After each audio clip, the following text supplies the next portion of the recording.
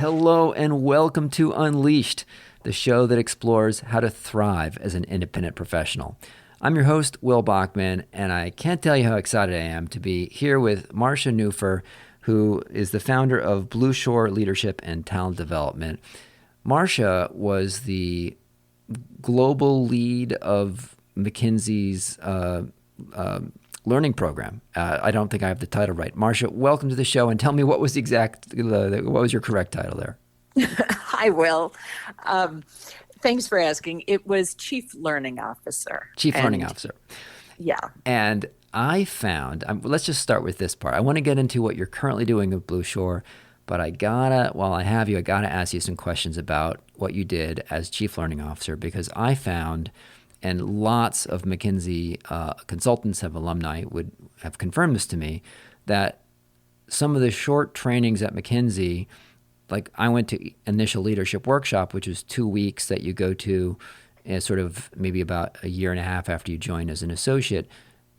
It was better than entire semesters of business school in terms of the amount of learning. And Initial Leadership Workshop continues to this day, I don't know, 15 plus years later, of being important to me every single day in terms of influencing skills, in terms of, just thinking about how to be a consultant. So thank you. I understand that you actually were willing to help revamp and develop that program. And I'm really interested in learning about the whole learning strategy at McKinsey. So maybe you could give me an overview of your role. I'd love to hear about, how you helped develop the new ILW that I went through. So maybe I'll just pause there and maybe tell us a little bit about what you did.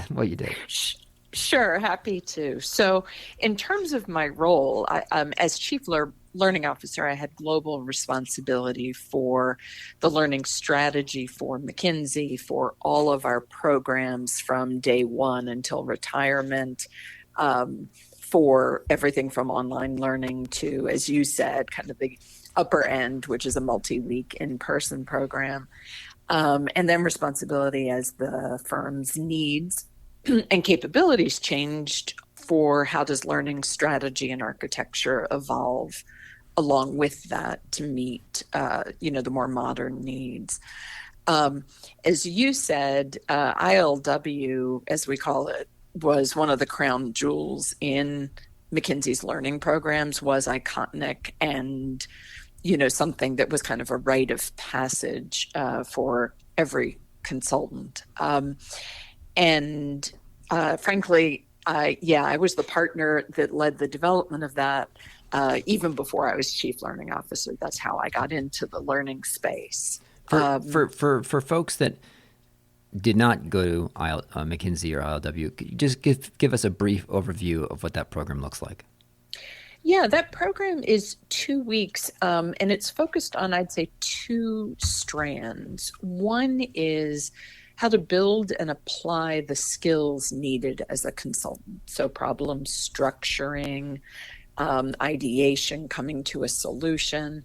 And the other is personal leadership as defined at that stage of your professional development. And so, as you said, it's how do I build relationships? How do I influence? How do I navigate even conflict? What are my strengths and development needs as a leader? And I think it's that weaving of both, what I would call being, who am I as a leader, and doing, how do I bring that to what I do, that makes it so different than business school approaches.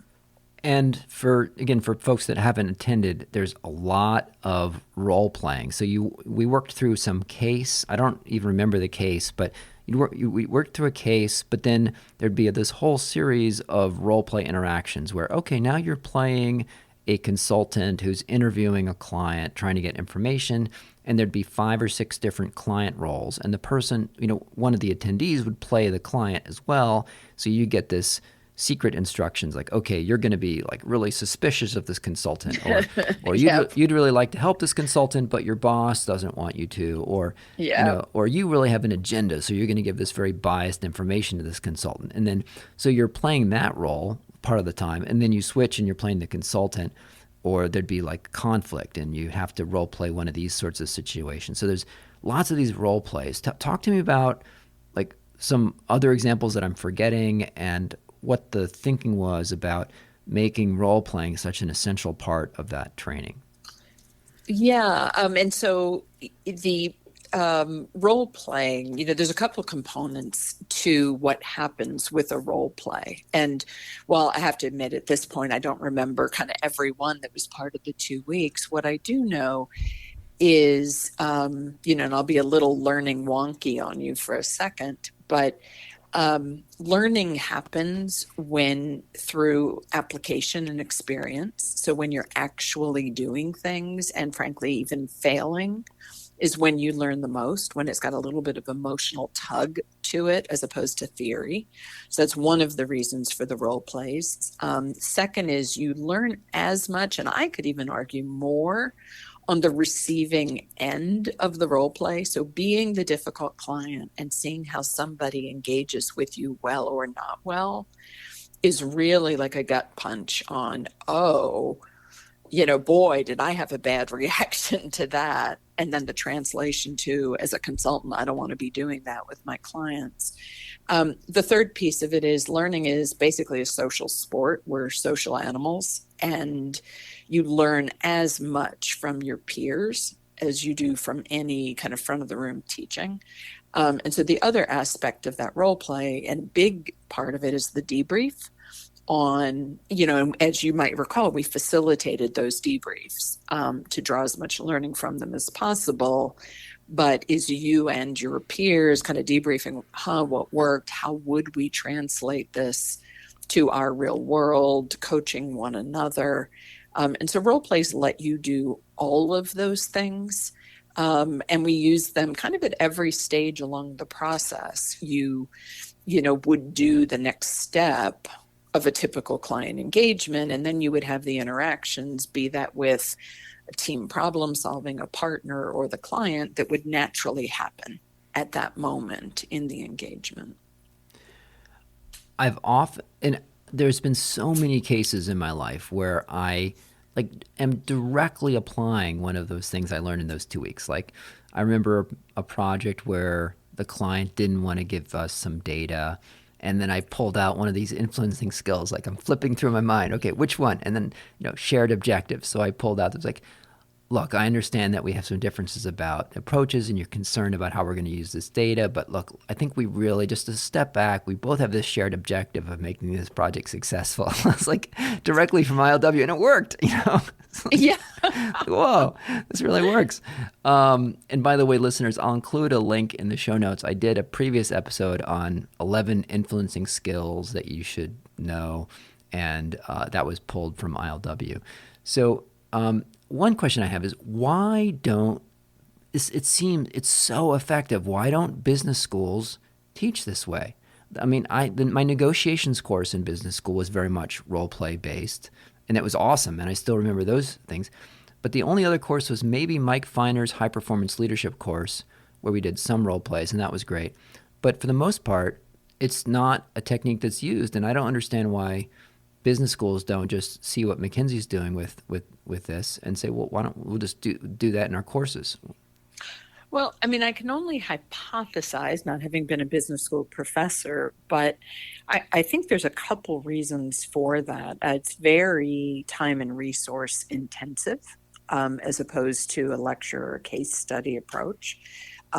We would have one faculty for every five people in order to facilitate the learning out of that approach.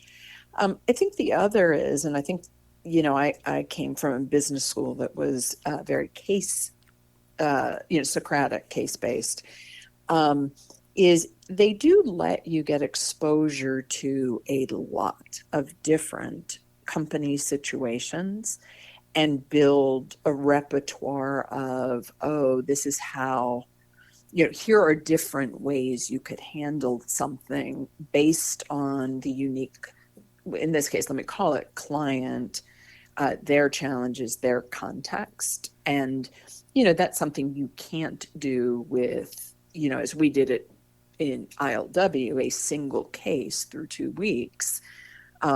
Business school, I think, is just giving you, a different way of learning. Yeah, it's such a shame to me though, because there's like this, the case study method is great and all, but there's such a massive difference between saying, oh, if I was the CEO in this case, I would do XYZ. I'd tell my employees to, segment their customers, or I don't know, whatever.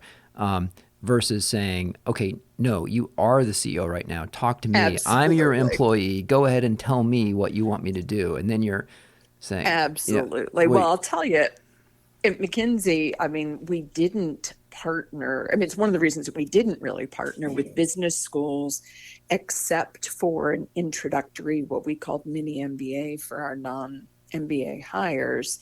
And then around specific knowledge, let's say you wanted to build marketing capability. And it's why I would consult with my own clients since McKinsey and say, yeah, once you're in an organization, you want it to be about application, learning to do these things that you know the theory about. That's kind of a waste of everybody's time at that point to be doing more the theory. Now it needs to be about the doing. Excuse me, if I could add one thing, of course. and I think this also speaks to why you do something like ILW at McKinsey versus business school. We were very deliberate that ILW comes a year to a year and a half after you're at the firm and is not onboarding, because you really need that base of experience where you've already tried and struggled with things to make learning relevant for yourself. You're going to learn less at a business school in a role play where you are the CEO than you are after you've tried to have that conversation and it either went well or didn't do well. I mean, it's another aspect of, so I'm not defending that business schools don't do it more. I think you're right. They could use this more experiential learning much more than they do. But I also think there's a role for both. Did McKinsey ever, I don't know if you can share this, but has McKinsey ever thought about like commercializing that whole program and actually like offering it to clients and offering to deliver an ILW kind of experience to clients? Absolutely. Absolutely. So McKinsey has what they call McKinsey Academy, which is all about bringing I will forever say our, I think, after 21 years at McKinsey, but our kind of proprietary capability building approaches and content to clients in ways that are relevant for them, more genericized, if that's a word, as well as a big online offering. And so absolutely, McKinsey is one of, I would argue, one of the best leadership development factories in the world. And bringing that to our clients in a scalable way is also, a big thrust. Well, thank you. I guess I had 3 other probably programs I went through, which was BCR, Basic Consulting Readiness. I was a BA, so I went to BA training, and the EM learning or EM orientation. I forget what that is. They were all excellent. Give me maybe a flavor for some of the things that you tried that were not successful. I mean, there must have been a lot of experimentation going on, or any thoughts on that? Yeah, there was always a tension between what we did globally. So ILW, for you may recall, was people from all over the world that were associates in similar roles, and that was part of the intent there, was to build connection and fabric across the firm, which was great. Yeah, it really was. I'm still friends with people that I only met in ILW in Australia, Europe. It's so cool what you did. It's such an intense experience. Yeah. But then there are programs and basic consulting readiness, which is your first, couple weeks at the firm, were, and I'm guessing this is your experience, office-based programs, or let's call it Southeast offices. So it could be Atlanta, Miami, North Carolina, but it's still delivered locally.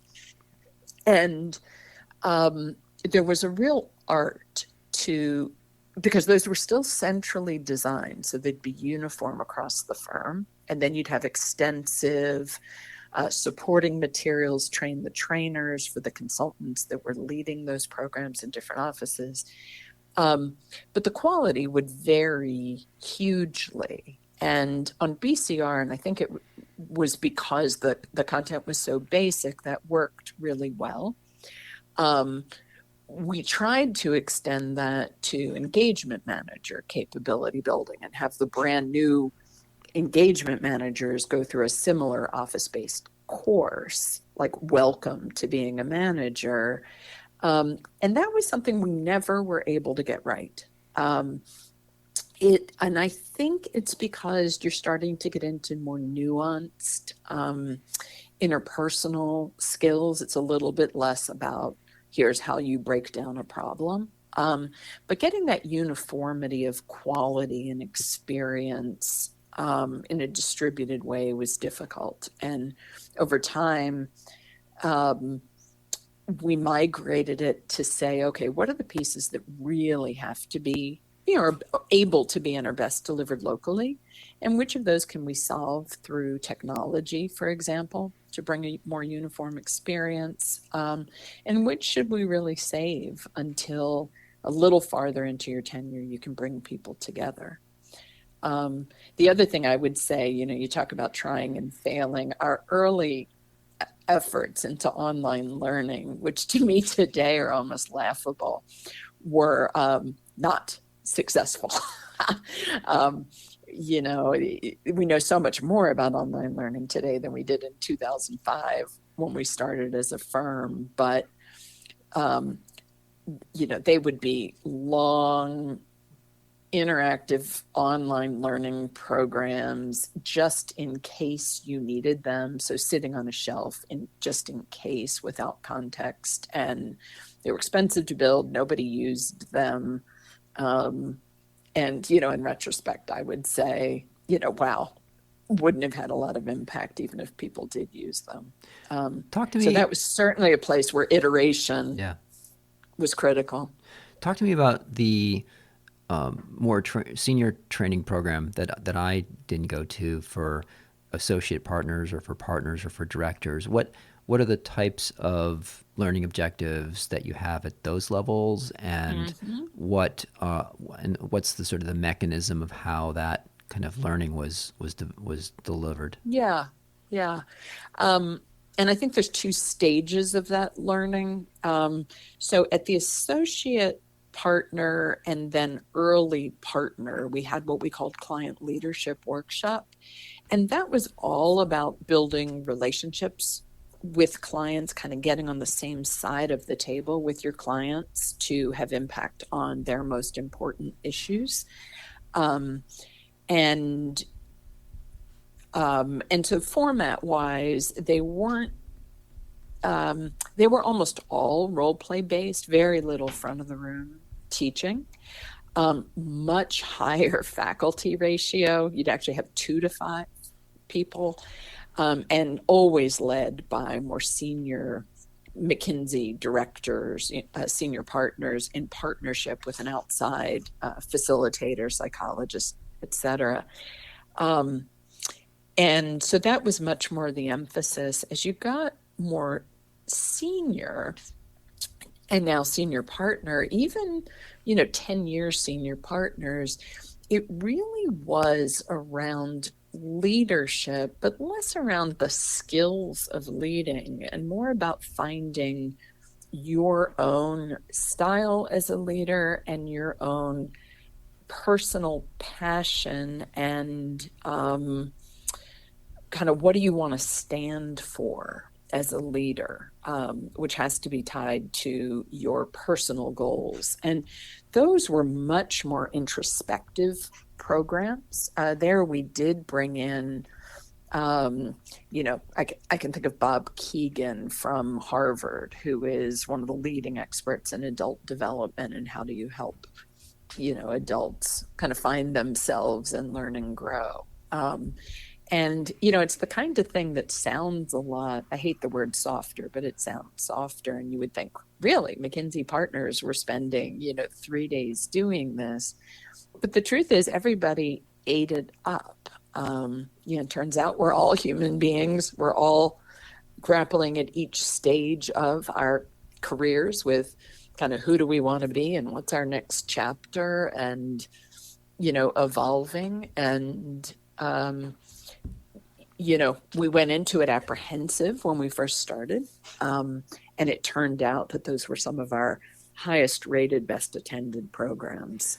Those sound amazing. Can you give me an example or two to help illustrate that, of what would some of the exercises been for the senior partners, in terms of developing their own personal goals and what they stand for and so forth? What sorts of, things would they be doing?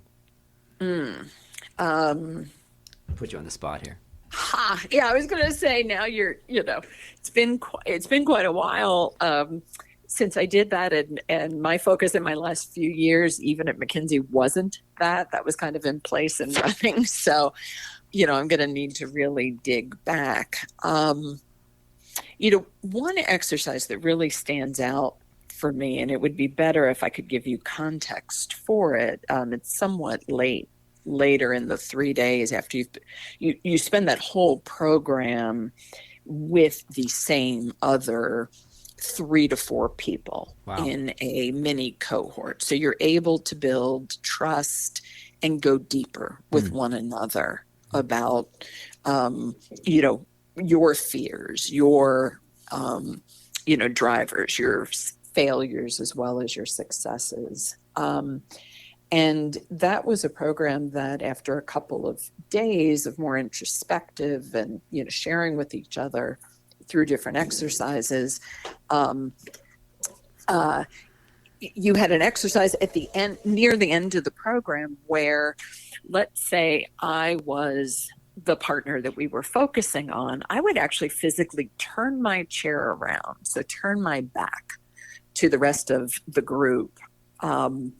And the group would talk about me as if I was not there, around what are my unique gifts as a leader, and what are some areas that I could work on to be even more successful.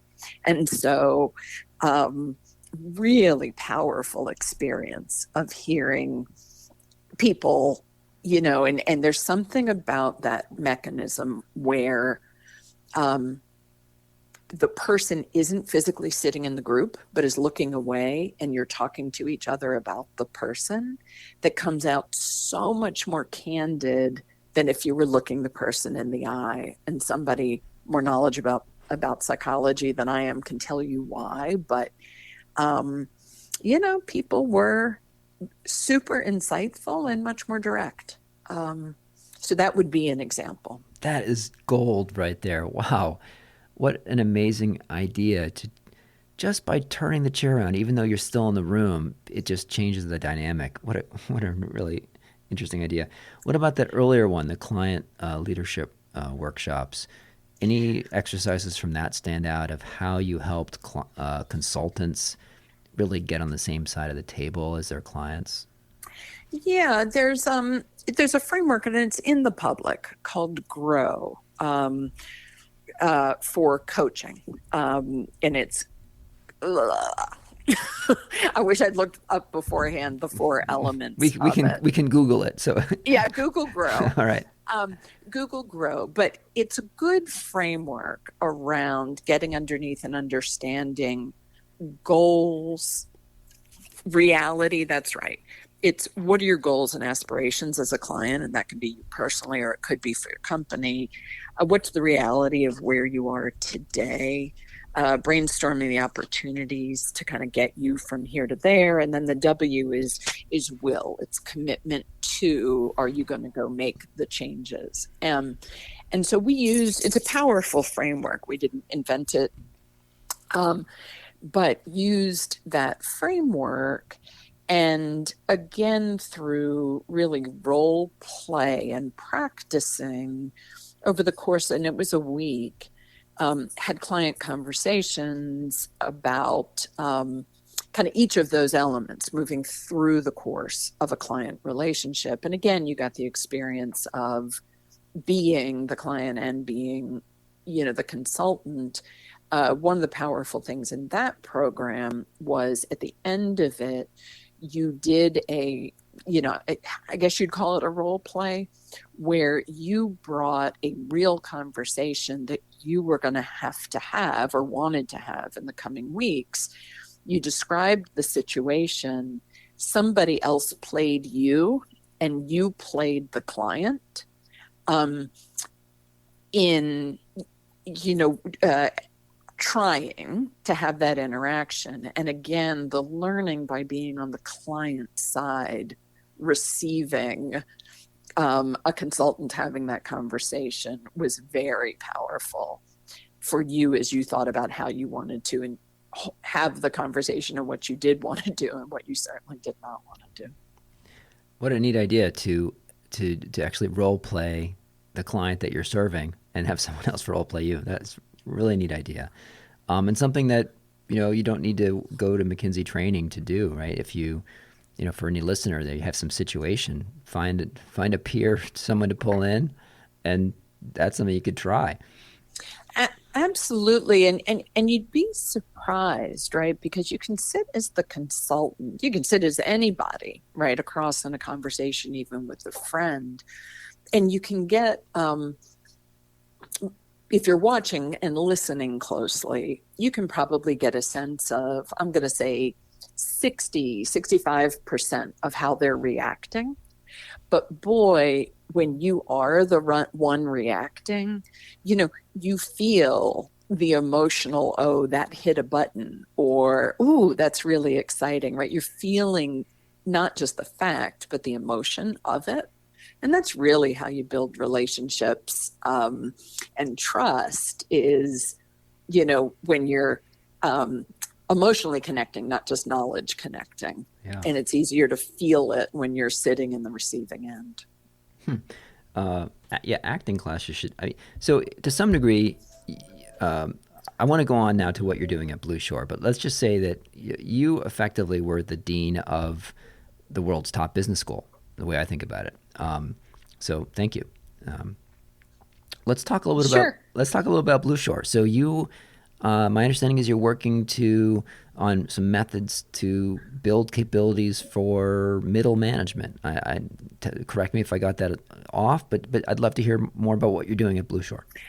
Yeah. Oh, happy to talk about it. So, in the course of my consulting work, because, and if anybody goes to my website, it looks as if I'm an independent coach and consultant, which I was for many years after I left McKinsey.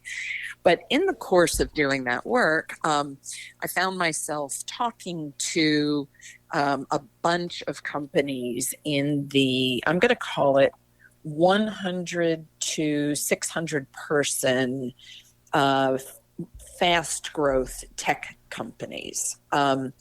And all of them wanted to talk about the same challenge, which is building frontline manager capabilities. It was very hard, and every company of that size struggles with it, to scale manager capability as fast as you were scaling the business.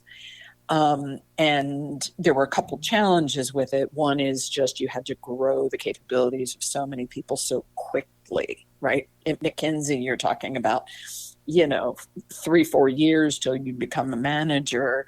At a tech company, you're probably talking about 18 months to 2 years. And for people that didn't come into their roles, right, individual contributors, because they wanted to be managers, the skill set doesn't necessarily translate from engineer to manager easily. And so you had people going into these roles either not even wanting to, but the company had a need, or wanting to without really understanding what the role was going to entail and how different it was going to be. And the solutions weren't very good for these companies. They had the option of, in-person expensive programs. A lot of people doing lunch and learns, which I could argue, aren't going to have a lot of impact. And I walked away really finding it a fascinating intellectual problem at first, because I kind of was like, I know how to solve this with $100 million in a 95-person department at McKinsey. But what's the answer that's scalable, practical, resource efficient for these startup companies? And so that's where my current initiative, and this is really a technology-based solution, came out of. And so what I'm working on is a technology-based solution for building frontline manager capabilities in these companies. And what makes it relevant for them is it starts with, it's built on individualization and immediate impact. So it starts with a validated proprietary assessment that says, what are your likely capabilities and what are your likely development areas as a manager, and then goes into what I call learning sprints, which is 2-week, very applied experience, kind of going back to that McKinsey role play. Let's learn by doing, not by studying, where you get bite-sized lessons up front to get a theory of the case, and then very structured exercises that you use in the course of your work. Oh, I need to delegate this work to Joe. Let me try doing that in a new and different way based on what I've learned immediately. And then you come back and reflect. And so, I keep saying it's behavior change from week 1, and minimum time away from work in this fast-paced, chaotic environment. As you may be able to sense, I could go on and on about it, but in a nutshell, it's individualized learning with immediate behavior change. When you talk about management capabilities, could you give me a bit of a taxonomy of what capabilities you include in that? Sure. So there's 3 domains. There's the people leadership capabilities, and there it's delegation, coaching, communicating, managing performance. There's the business domain, like business leadership. I'm not sure I love that word, but which is all about, especially in that context, dealing with that ambiguity, decision making, driving for results, right? Managing a team towards an outcome. And then there's a whole category that is self-leadership. It's leadership mindset. Often these managers are managing folks that were peers 3 weeks ago.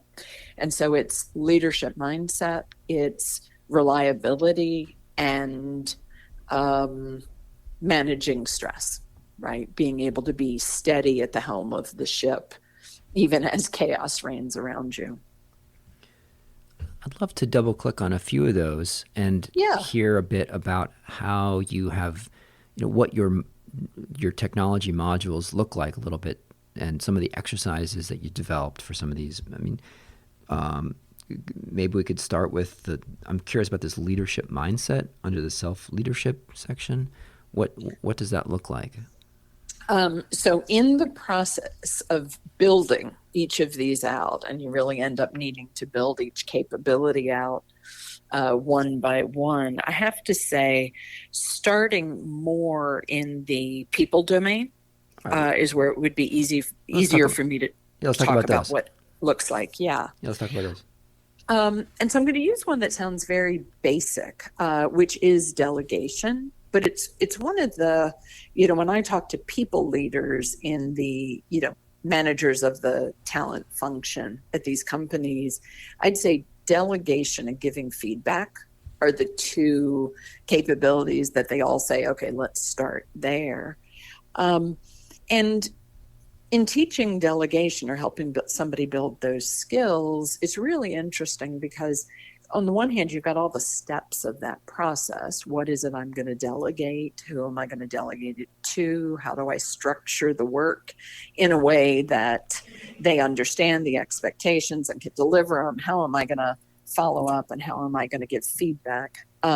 So you've got the process steps, but this is true in each of these capabilities, you're only going to have behavior change if you get underneath the mindsets that doing those things. And what is it that holds you back from delegating as much as you can, right? Is it I can do it better faster? Is it I don't want to overload my people? And so, just as a quick example, at the beginning of, let's call a learning sprint a week, just because it's easier to talk about. In the beginning, you're doing some online micro lessons just about what is delegation and what are each of those steps. But you're also doing a reflection exercise online. So you're capturing it essentially in a journal over the course of the week, where you're prompted to think through a self-assessment around your mindsets on delegation and how you think about it, to help you get underneath, these are the things that are holding me back. There are then templates and exercises where we walk you through a prioritization exercise around what are the things you could be getting off your plate. And so you're putting real things that you have to do just in a more structured way to think it through. What are the things I really should be delegating and what should I be keeping, to kind of take that emotion out of it and have a more systematic, framework for planning that. I could give similar examples on each step along the delegation process, but does that give you a flavor of what I'm talking about? It does. And then are the students expected to do the reflection, but then actually go ahead and delegate something and kind of... Absolutely.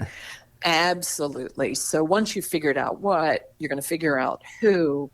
A lot of times delegation falls apart because you say, it's a game of operator. The person hears what they're supposed to do different than you intended. And so again, you've got short, when I say micro lessons, I'm talking 5 to 7 minutes on how to structure and communicate, what are all the elements you need to make sure to communicate? How do you test for understanding?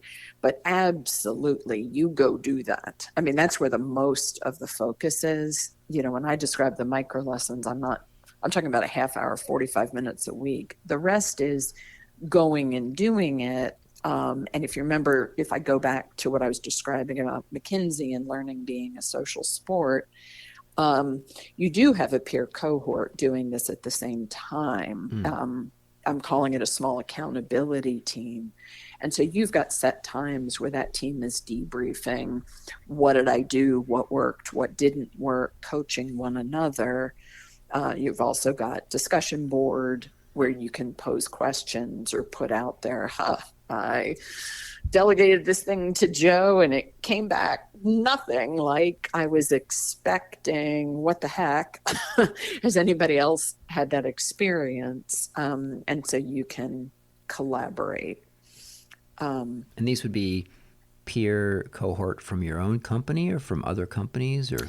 To start with, from your own company, this is the one where, not the one, this is a startup, so lots of iteration to be done. You certainly could do this across companies, but there is certainly more power if everybody has a similar context of culture and the way things work around here, because the way you give feedback in one context may actually be different in a different one that's more direct or confrontational.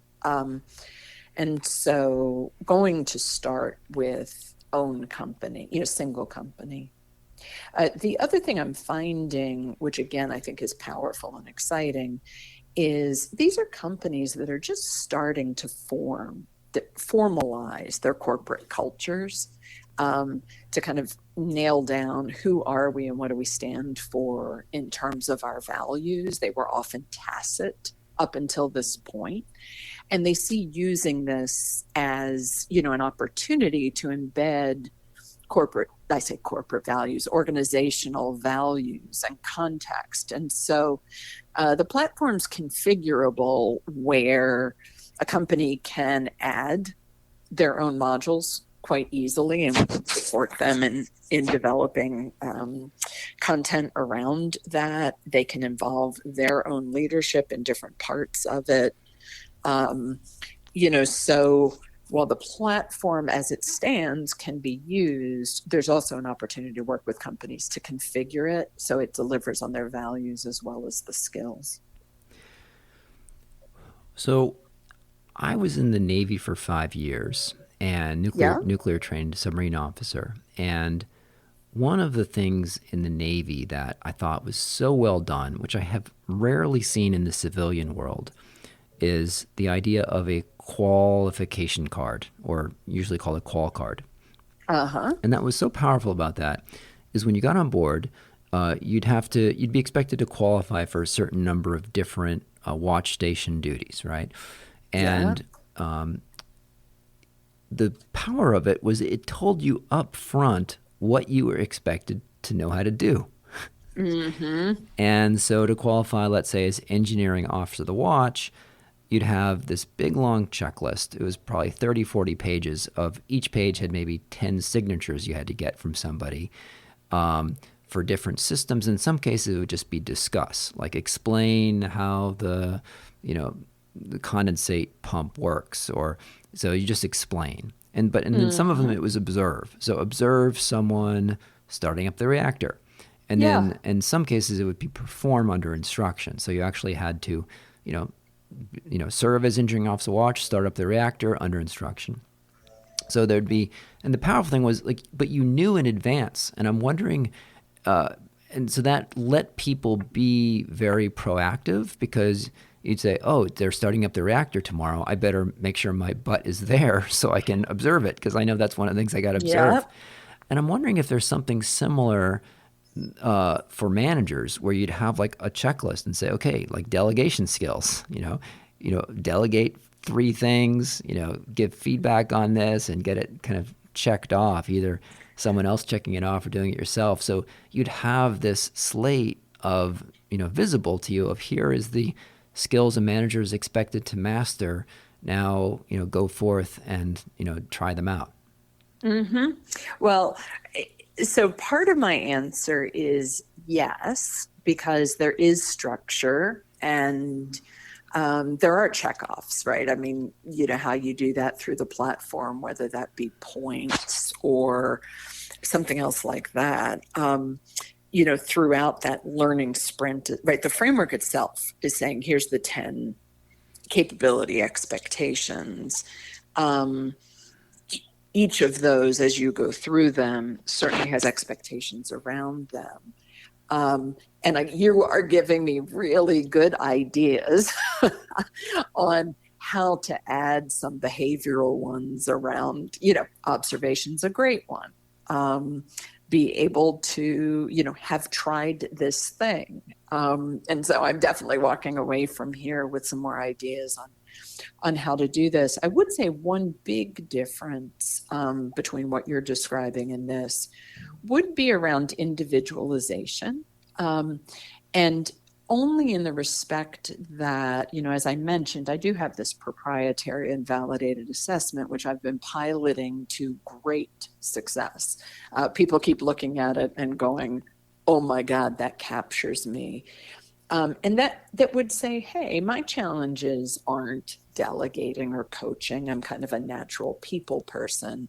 But boy, you get me in the midst of ambiguity and having to make decisions, and that's really tough. And so as adults, for learning, adults learn when they have to learn, and they learn by doing. right? Not just theoretically. And it's kind of, as you said, oh, something about the reactor tomorrow, I better learn this. And so individuals choose in my model with their manager based on their development needs, which of these things am I going to focus on? Mm-hmm. And yes, within that, what you just described, absolutely, there is a set expectation of how you build that capability. But it isn't, we all need to take the time to focus on all the things. Yeah. Tell me about the assessment that you've developed. Sure. So I worked with Hogan Leadership Assessments, which is one of the, I'd say, granddaddies of assessments, extremely well validated, and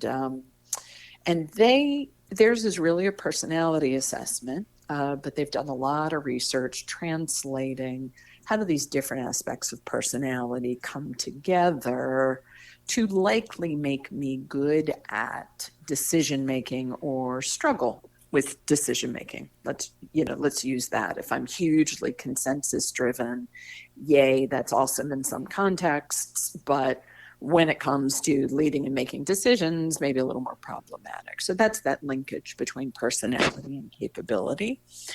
And so the person takes the Hogan assessment, and then based on those results and kind of deeper interpretation, I have a proprietary report that the person gets with an overall sort of graphic map of relative strengths and development needs across those 3 domains, and then a deep dive on each of the 10 capabilities. At your best, people like you do this, possible pitfalls of your style are that. And then a linkage directly to these micro lessons I've described that, based on this assessment, you may want to go look at this or go do that in the assessment itself. Wow, so that sounds super powerful. Is that something that's available to the general public yet, or still under wraps? No, it's available to the public. I'm in the process of automating parts of that to make it scalable, but that's available today. So Marcia, if folks wanted to learn more about Blueshore, more about your work, and about this capability building tool and the assessment, where would you point them? Well, certainly going to the Blueshore website, and Blueshore is spelled Blueshor, no E at the end of shore, will give you a sense of my areas of expertise, the kinds of work that I've done and that we do around in consultative and executive coaching. In terms of what I'm talking about right now, I think the best way for people to learn more is going to be to reach out to me individually at Marcia, Marcia, at blueshore.com, because that's not yet reflected on the website. In the process of putting that together. But we're hot off the press as you and I are talking. And so at this point, most reliable is just to come directly to me. Fantastic. Well, we'll include that link and your email address in the show notes. So listeners, if you want to follow up, you can do that. And listeners, if you are so inclined to give this show a 5-star review on iTunes, that would be greatly appreciated. It does help people discover the show and just makes me feel awesome.